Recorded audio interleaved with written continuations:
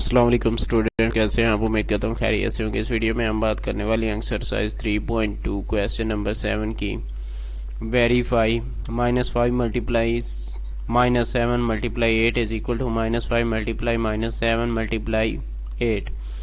और इधर हमारे पास क्या रहा है, -9 multiply -10 multiply -7 is equal to -9 multiply -10 multiply -7। तो ये जो क्वेश्चन है ये क्या है, एसोसिएटिव लॉ का है, क्योंकि यहाँ पर आपने देखा है क्वेश्चन में कौन 3 नंबर्स आ रहे थे। तो आपने पहले भी एडिशन के हवाले से एसोसिएटिव लॉ को किया हुआ है।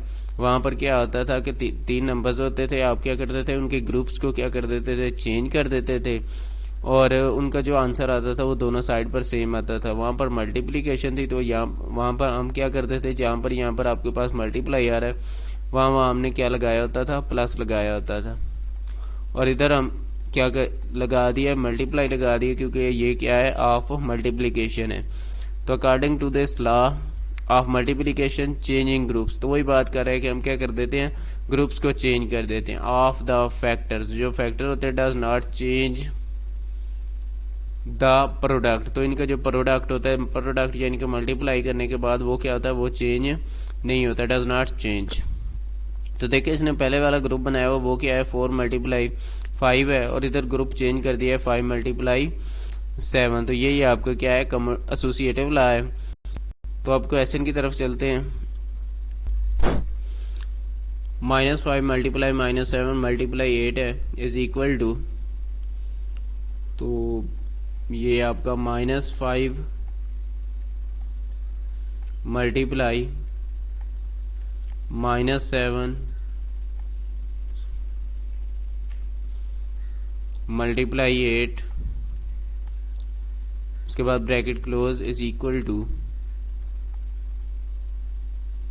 ब्रैकेट स्टार्ट कर देंगे, -5 मल्टीप्लाई -7 ब्रैकेट क्लोज मल्टीप्लाई 8।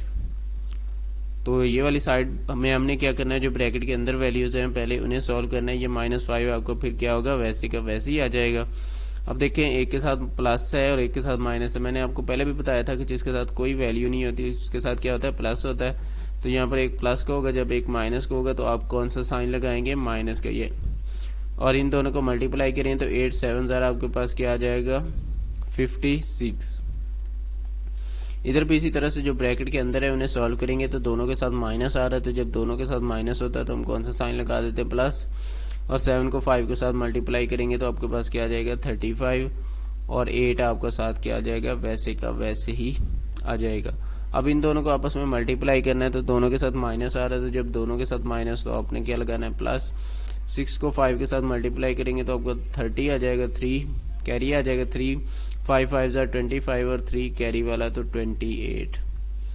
और इधर भी 5 को 8 के साथ मल्टीप्लाई करेंगे तो आपके पास क्या आ जाएगा, 40 0 4 कैरी आ जाएगा, 8 3 24 और 4 कैरी वाला तो 28 आ जाएगा। दोनों के साथ प्लस है तो इसलिए क्या लगा देंगे, प्लस।